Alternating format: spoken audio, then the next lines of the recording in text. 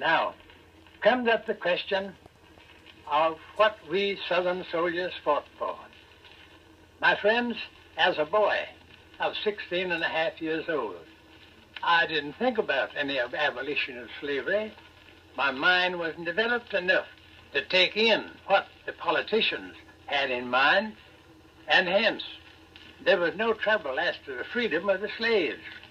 About half of the negroes, my father's negroes, left and went to Norfolk to be under, as they considered, protection, but another half, 40, 50 of them, remained there and cultivated the crops until after the war. The South did not fight for the preservation or extension of slavery. General Lee, as is well known, was making arrangements to free his negroes, and his father-in-law had already drawn up a part of his will, free his negroes. My friend, this was a great curse on this country that we had slavery, and I thank God that I did not bring up my boys and girls under a system of slavery under which I was brought under.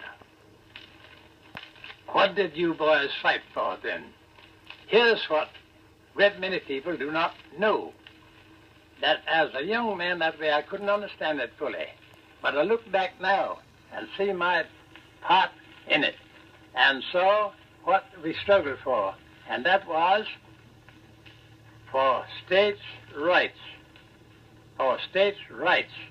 And as many of you know, immediately after the war, the rights of the various states, well, especially in the South, were very much curtailed, if I may use that word. And since then, I have noticed, you let things come up that encroach on the ordinary states' rights, which we have preserved, and we find that the North, the boys that wore the blue are with us in preservation of the states' rights.